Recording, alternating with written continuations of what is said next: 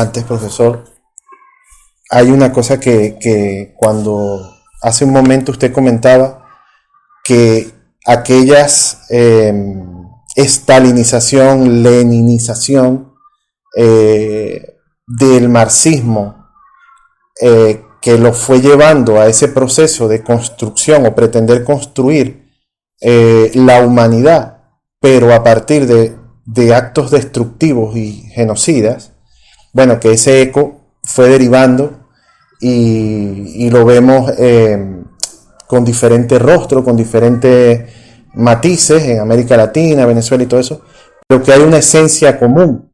Quería volver a eso, de esa esencia, ¿no? Y preguntarle cuál es esa esencia común que, aunque digamos que el castrismo o el maoísmo o el chavismo no es socialismo, no es comunismo, pero hay esa esencia común, si entendí bien, no tendrá que ver esa esencia común, y lo pregunto, no lo estoy afirmando, no tendrá que ver con el concepto diferenciado que debe haber entre la interpretación colectivista de la sociedad y otra interpretación más no es individualista, sino centrada en el hombre como individuo pleno de derechos. Esa visión es la que se confronta a la visión de que el único pleno de derechos es el colectivo versus la visión, el pleno de derechos es el hombre. ¿No será este colectivismo ese factor común que une a un comunismo como el soviético con una cosa que no sabemos qué nombre tiene como el chavismo? ¿No será esa colectivización o esa visión del ciudadano más como masa que como personas? Ese evadir el término ciudadano y utilizar el término pueblo, que es una cosa, una masa, ¿no será por ahí? O sea, le pregunto, ¿piensa usted que podría ser ese un elemento que establezca el denominador común de estos pseudo-socialismos, pseudo-comunismos? No. El problema ahí, lo que junta en primer lugar a todos estos planteamientos, es el mantenimiento de la violencia como elemento sustancial en la historia. Es decir, la violencia aplicada a los zares es la violencia aplicada por Lenin en lo que sigue, la violencia que aplica Stalin o la violencia que aplica cualquiera otro de estos líderes, así llamados, socialistas o comunistas. Eso es lo común, eso es la esencia compartida. Ahora, desde un comienzo, se ha dado lo que alguien llamó la utilización de los colectivos, entendidos como pueblo. El pueblo, el concepto pueblo, lo usamos como pueblo colectivo.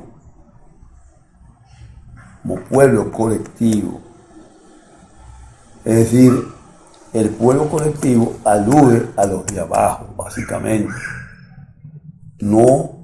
El pueblo colectivo no alude a los adinerados, a las clases superiores.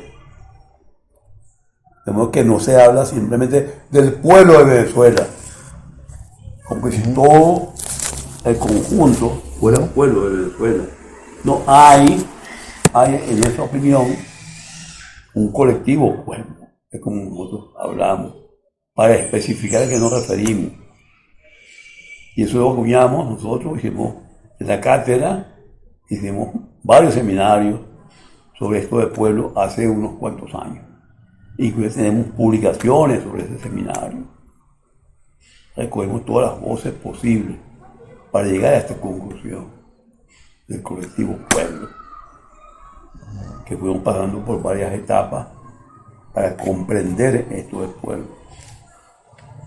Claro, este complemento, con él se ha jugado mucho.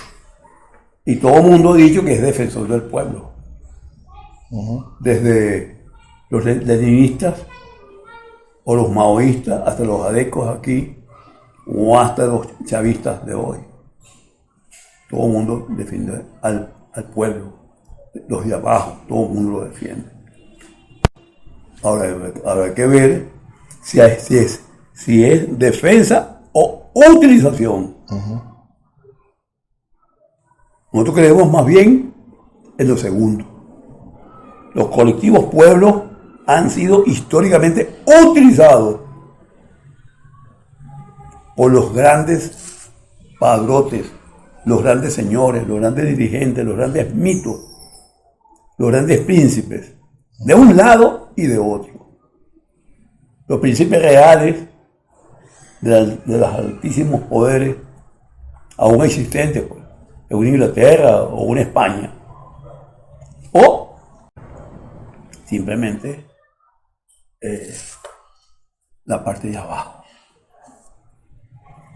La parte de abajo es donde hay esta comunidad, este colectivo, que repito, ha sido históricamente utilizado, no ha sido históricamente celebrado, visto como actor fundamental de la historia. Se ha dicho, ciertamente, a nivel teórico, lo dice Marx, que la riqueza de los poderosos la producen los de abajo. La producen los de abajo. Ellos compran fuerza de trabajo. Los señores compran fuerza de trabajo. Y esa fuerza de trabajo comprada equivale al mantenimiento de la misma esclavitud en otra forma. En otra forma. Como que la esclavitud como tal, no ha cesado. Hasta el día de hoy se mantiene la esclavitud, pero en diferentes formas de esclavitud. Eso no cabe duda, en diferentes formas. Es la esclavitud moderna, actualizada, electrónica, diríamos hoy. Es la esclavitud.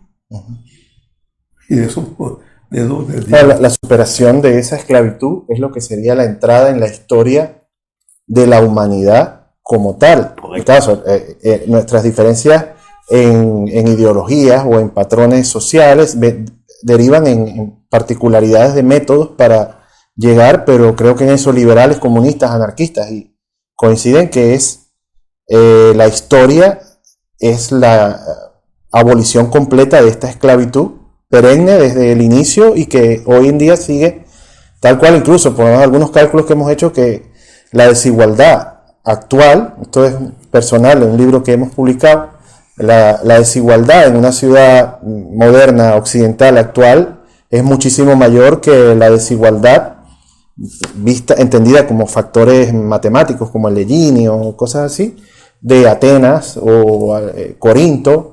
La desigualdad de esas ciudades no era tan extrema como la desigualdad actual. Esto es un dato matemático, contrastable y curioso, ¿no? La gente cree que estamos en un crescendo de igualdad y realmente no es así, ¿no? Pero bueno, ya entrando en temas relativos a Venezuela, si le parece o quiere... Un poquitico para decirte algo. Ajá. No hay coincidencia. Que todo el mundo coincida en que ese es el camino. No, en que estamos en una fase previa a la humanidad entendida como el punto a partir del cual ya se ha superado la esclavización de un sector por parte de otro y la explotación. No hay representaría, hermano, porque hay el factor que le interesa plenamente mantener los niveles de esclavitud. No, por supuesto, sí, estoy de acuerdo con usted, exactamente, no son todos, pues, excluyendo al factor retrógrado reaccionario que pretende mantener las cosas tal y como están. Es evidente que ese no Comparte, no, correcto. no está dispuesto a aceptar el paso hacia humanidad. No, Sí, son los enemigos de la humanidad. claro, son enemigos de la humanidad y lo serán por muchos tiempos. Pues ese cambio corresponderá a otras generaciones, como llaman. Incluso podríamos decir, le pregunto también, que esos enemigos de la humanidad, que tantos nombres tienen según la doctrina que haya aprendido cada persona, la ideología que maneje, pues realmente al fin y al cabo pareciera que fueran transversales a todo esto, ¿no? O sea, que están como más allá, diríamos, como más allá del bien y el mal, pues es una especie de abstracto, de concepto etéreo, porque realmente decimos el enemigo de la humanidad, el mal, los comunistas, el imperialismo, otras corrientes lo llaman los Illuminati, los talos. O sea, esto se ha vuelto, no sé si usted, para los menos cultivados en ciencias sociales, pues se ha vuelto casi una entelequia. O sea, este enemigo de la humanidad, ¿quién es? ¿No? Esto daría para un tema totalmente quizás aparte de lo que estamos... Pero si usted puede darnos un comentario sobre eso. El enemigo de la humanidad es todos los que mantienen la realidad, sentimiento, forma de pensar y actuar esclavizada. Esos no pueden pensar en la conversión, la llegada a humanidad. No. El esclavista, en toda su forma, hasta el día de hoy, no puede desear ni hacer nada posible porque ese colectivo pueblo pueda alcanzar los niveles de humanidad. Lo necesita prehumano para ser explotado plenamente. Yo creo que hay que tenerlo claro. Sí, pero en ese está sentido, claro. Tú hablabas, por ejemplo, de los niveles de desigualdad antiguos con respecto a estadísticas presentes. El problema de la desigualdad no es cuestión de estadística, amigo mío. Es cuestión de un fenómeno, digamos así, que se mantiene.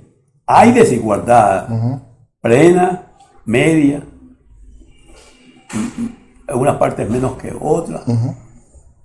Hay lo que se llamaría alguna supuesta amplitud en algunos jerarcas del capital que son capaces de dar prestaciones, que son capaces de dar bonos, ayuda, que en nada le afectan la producción del capital, sino que se hacen pasar por benévolos interesados en que avance una supuesta humanidad. No, es forjarse un espacio de aceptación fundamentalmente. Y eso es que creo que hay que tener claro. La desigualdad hasta el día de hoy lamentablemente se mantiene en todas las sociedades. Sí. En todas, sin excepción. No es que en algunos países europeos que se dejan pasar por realmente por muy avanzados en lo social haya desaparecido la desigualdad. Muy bien, puede haber bajado en niveles. Seguramente la desigualdad en algunos espacios es menor, pero existe como tal. Existe como tal. De modo que en mi criterio no es cuestión de Grados. grado. Sí, entenderíamos entonces que la desigualdad es un rasgo que existe o no y que su existencia ya determina un modelo explotador de por sí y no es cuestión de grados, ¿no? Es simplemente desaparecerá y cuando desaparezca será el inicio de esta era de la humanidad y su desaparición tendría que ser plena, no es gradual, y ahí entraríamos entonces, si no es gradual y es plena, no estaríamos hablando de revolución versus reforma, sería un tema, ¿no? Porque la gradualidad nos lleva inmediatamente al reformismo y el salto cualitativo, pues nos lleva a entender el viejo interpretación marxista de la revolución, de saltos cualitativos, ¿no? Pero bueno, esto también quizás extendería mucho. Pero lo que quería destacar entonces es que entendemos que la desigualdad como rasgo de la humanidad ha existido siempre, que el punto no es los grados de desigualdad, sino que existe, y esta característica define automáticamente una sociedad prehumana, y que la superación de esa desigualdad, que es la superación o la abolición de la explotación y de la esclavitud que existe, es lo que hace el cambio cualitativo. Estamos de acuerdo ahí, ¿no? Sí, estamos de acuerdo.